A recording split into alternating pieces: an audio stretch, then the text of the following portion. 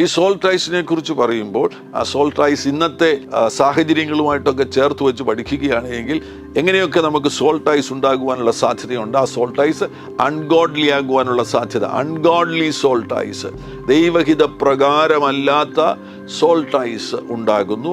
അവിടെയും പ്രാണനും തമ്മിൽ പറ്റിച്ചേരുകയാണ്, ചിലതിനോടൊക്കെ പറ്റിച്ചേരുകയാണ്. പറ്റിച്ചേരുന്നത് മുഖാന്തരമായിട്ട് പുറപ്പെടുന്നത് തിന്മ നിറഞ്ഞ ഫലങ്ങളാകുന്നു. പ്രേമബന്ധത്തിൽ ഒരു പുരുഷനും ഒരു സ്ത്രീയും തമ്മിൽ, അല്ലെങ്കിൽ ഒരു യൗവനക്കാരനും ഒരു യൗവനക്കാരിയും തമ്മിൽ പ്രേമബന്ധത്തിൽ ഏർപ്പെടുമ്പോൾ ആ പ്രേമബന്ധം അവർ മുന്നോട്ട് കൊണ്ടുപോകുവാനോ വിവാഹം കഴിക്കുവാനോ ഒക്കെയുള്ള ഉദ്ദേശത്തിൽ അല്ല എന്നത് അവർക്ക് തന്നെ അറിയാം. എന്നാൽ ഒരു രസത്തിന് വേണ്ടി, ഒരു താൽക്കാലിക സുഖത്തിന് വേണ്ടി അവർ തമ്മിലൊരു പ്രേമത്തിൽ എത്തിച്ചേരുകയാണ്.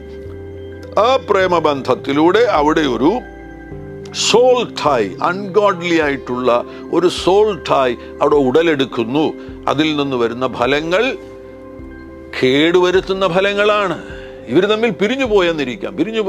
പോയി കഴിഞ്ഞാലും ഈ സോൾ ടൈ, ആത്മമണ്ഡലത്തിൽ രൂപപ്പെട്ടിരിക്കുന്ന ഈ സോൾ ടൈ അവിടെ തുടരും. വർഷങ്ങൾ കഴിഞ്ഞാലും ഈ സോൾ ടൈ എന്നവർ ബ്രേക്ക് ചെയ്യുന്നു, അത് ബ്രേക്ക് ചെയ്യുന്നത് വരെയും അത് ആത്മമണ്ഡലത്തിൽ തുടരുന്നതാണ്. ഇതൊക്കെയാണ് ഇത് മുഖാന്തരമുള്ള കേടുകൾ എന്ന് പറയുന്നത്.